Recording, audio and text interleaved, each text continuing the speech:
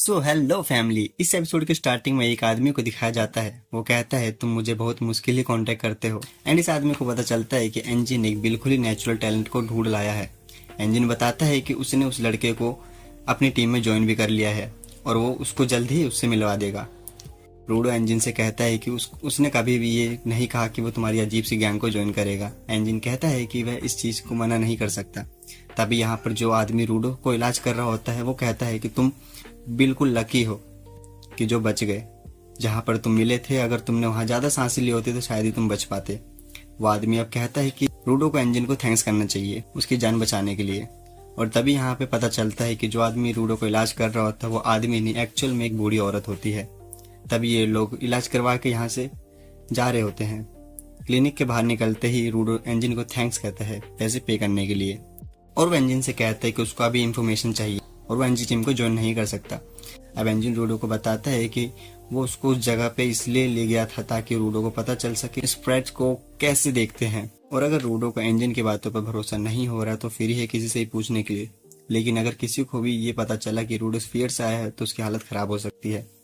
Engine कहता है अगर मैं तुमको और भी अच्छे से समझाऊं तो सीधा समझो, यहाँ पे कोई भी इंफॉर्मेशन फ्री में नहीं मिलती। इसलिए बस अब रूडो जो है वो चुपचाप से फॉलो करे एंजिन को। अगले सीन में दिखाया जाता है कि एंजिन रूडो को बर्गर खिला रहा होता है। खाना खाते हुए रूडो अपने आसपास देखता है। रूडो कहता है कि उसको लगता था कि स्फेयर वाले पिट कहते हैं वो कुछ नहीं, बस एक कचरे का ढेर होगा, लेकिन यहाँ पर एक पूरा शहर और खाने के लिए चीजें भी हैं।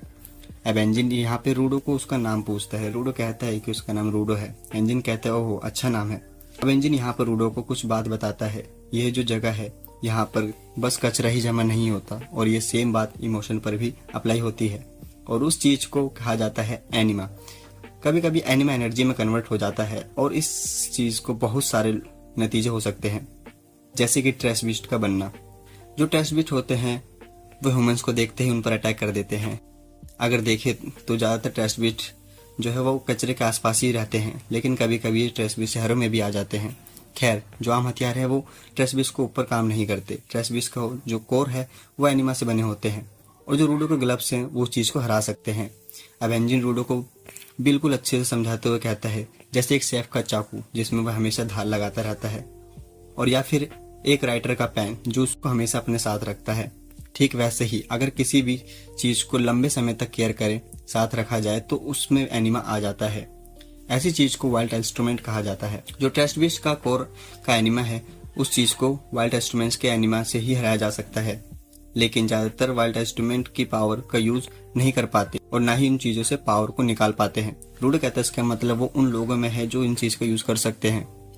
इस पर एंजिन कहता है कि हाँ तुम उनमें से ही हो। एंजिन कहता है कि उसके और रूडो के पास ये पावर है और उन्हीं जैसे लोगों को गिवर्स कहा जाता है।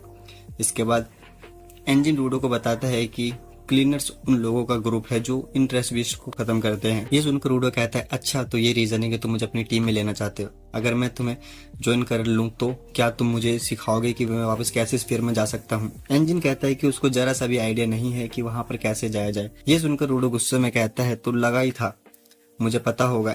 एंजिन बोलता है लेकिन मैंने तो नहीं कहा ना कभी। वेल, मेरे बॉस के पास ज्यादा नॉलेज है इन सब चीजों की। ये सुनकर रूडो कहता है अरे यार, इसका मतलब मुझे तुम्हारे बॉस से मिलना पड़ेगा। अब एंजी रूडो से कहता है अच्छा ये बताओ तुम्हें ये ग्लव्स किसने दिए। रूडो बताता है उसके फादर ने उसको ये ग्लव्स दिए और यही ग्लव्स वो चीज है जिसे देखकर उन्हें याद करता हूँ। ये सुनकर एंजिन कहता है अच्छा तो यही रीजन है कि तुम इन चीज को इतना अच्छे से ख्याल रखते हो। ये अच्छा है कि जो जो चीज तुम्हारे लिए मायने रखती है उन चीजों का ख्याल रखना चाहिए। बहुत से लोग होते हैं जो ऐसा बिल्कुल नहीं करते। एंजी रूडो को उन ग्लव्स का ध्यान रखने के लिए कहता है। एंजिन कहता है जितनी बातें मुझे तुम्हें बतानी थी मैंने बता दी, और ये कह के एंजिन वहां से जाने लगता है। रूडो बोलता है एंजी उसकी बहुत ज्यादा मदद करी और इस चीज के लिए रूडो उसका एहसानमंद रहेगा। ये चीज देखते हुए एंजी रूडो को कुछ पैसे देता है। ये चीज देखकर रूडो कहता है कि क्या तुम पक्का श्योर हो ना कि तुम ये पैसे दे रहे हो मुझको। एंजिन कहता है हाँ हाँ मैं पूरा श्योर हूँ और तुम चिंता मत करो, ये पैसे तो मैंने तुम्हारे कपड़े को बेचकर कमाए हैं और उन्हीं पैसों से ही मैंने तुम्हारे ट्रीटमेंट और फूड का पैसा भरा था। एनजी की इन बातों सुनकर रूडो जितना भी इमोशनल हो रहा था वो सब कुछ गुस्से में बदल जाता है।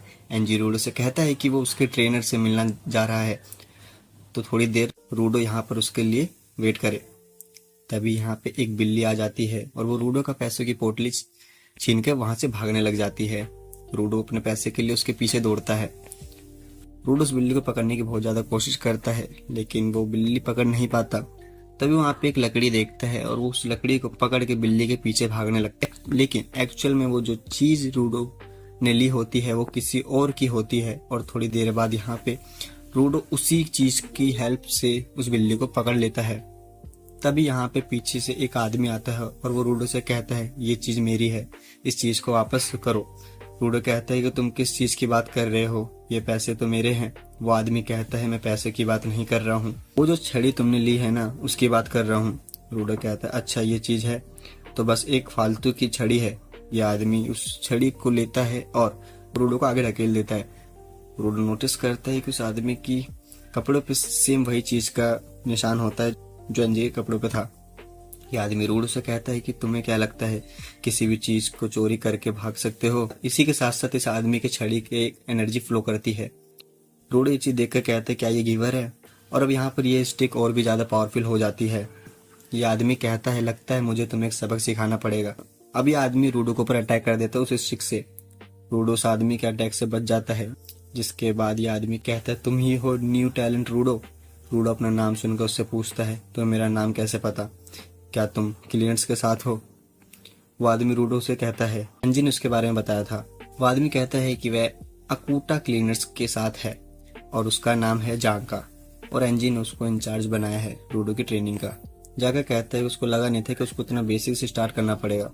रूडो जाका से कहता है कि उस स्टिक को इसलिए लिया था ताकि वो बिल्ली को पकड़ सके और अपने पैसे ले सके। जाकर रूडो से कहता है जाओ अपने पापा से कहो जिन्होंने तुम्हें सही से पाला पोसा नहीं। रूडो कहता है कि उस आदमी को रूडो के बारे में कुछ भी नहीं पता, और तब भी वो उसके पापा की इंसल्ट कर रहा है। इस बात को सुनकर रूडो बहुत ज्यादा गुस्सा आ जाता है। रूडो को रेक्टो की बात याद आती है। रेक्टो ने उसको एक बात समझाया था कि उसको ये बात समझ आनी चाहिए कि सामने वाला बंदा कैसा भी फील कर रहा हो, और ये सब कुछ उसे शांत रहकर करना है। अब यहाँ पे रूडो शांत हो जाता है और रूडो को अब सोचने लगता है कि जाका को ये लग रहा है रूडो उसकी चीज चुरा रहा था, और ये रीजन है कि जाका उसके ऊपर बड़ा गुस्सा है, और अगर ऐसे कोई मेरे ग्लव्स लेके भागा होता तो मैं भी ऐसे ही फील करता। रूडो जाका से कहता है कि उसको वो चीज नहीं लेनी चाहिए थी, उसको नहीं पता था कि ये छड़ी उसके लिए इतनी ज्यादा इम्पोर्टेंट है। इसलिए अब वो वहाँ पे जाका से माफी मांगता है। जाका भी अब शांत हो जाता है और कहता है ओ अच्छा ऐसी बात है, और वैसे भी तुमने ये चीज मुझे वापस कर दी है। और अब जाका भी अपने किए के लिए रूडो से माफी मांगता है। जाका कहता है कि ये छड़ी उसके लिए भी बहुत इंपॉर्टेंट है, इसलिए उसको थोड़ी देर के लिए गुस्सा आ गया था। ये चीज देखने के बाद रूडो सोचता है कि जिंदगी में पहली बार उसने किसी सिचुएशन में अच्छे से हैंडल किया है। रेक्टो ने बिल्कुल सही बात बताई थी। उसको जाका से कहता है अच्छा तो तुम क्लीनर्स को ज्वाइन कर रहे हो ना, चलो फिर एक साथ काम करते हैं। अब जाकर रूडो से पूछता है कि उसका वाइल्ड इंस्ट्रूमेंट क्या है। रूडो कहता है कि उसको लगता है कि उसके ग्लव्स हैं। रूडो कहता है कि उसको ज्यादा नहीं पता कि वह उन ग्लव्स का क्या कर सकता है।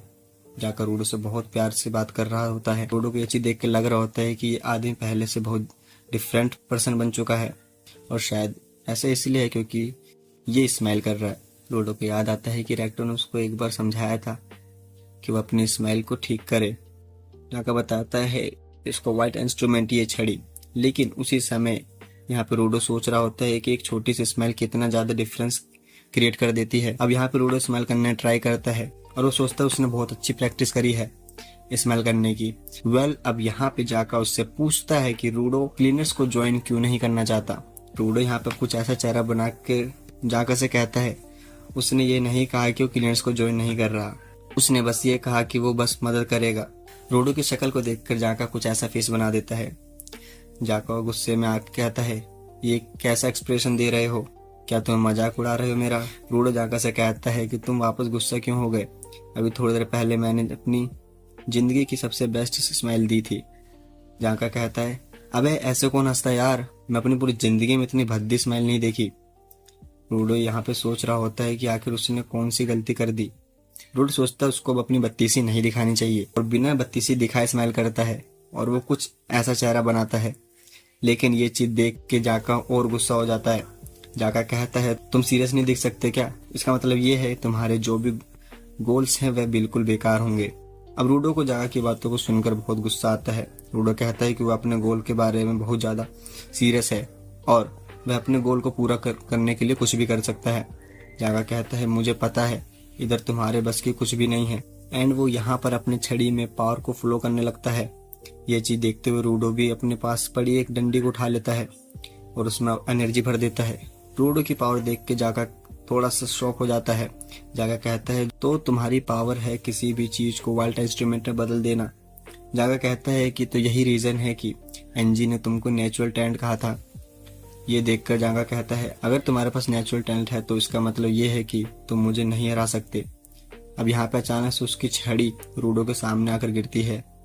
रूडो ये चीज देखकर कहता है तुमने ये चीज कैसे करी। जाका अब यहाँ पे अपनी छड़ी से रूडो के ऊपर अटैक करने लगता है। जाका रूडो से कहता है तुम्हारे बारे में स्पेशल बस तुम्हारा वाइल्ड इंस्ट्रूमेंट है। बट रूडो भी यहाँ पे जाका के चेहरे पर अटैक कर देता है। लेकिन जाका यहाँ पे रूडो के ऊपर बहुत खतरनाक हमला करता है और उसको ब्लॉक कर देता है। बट तभी वो नोटिस करता है कि उसके चेहरे पे कुछ लगा है और ये चीज बहुत गंदी चीज है। जाका देखता है रूडो जिस चीज से उसके ऊपर हमला कर रहा होता है वह गंदगी साफ करने में यूज होता है।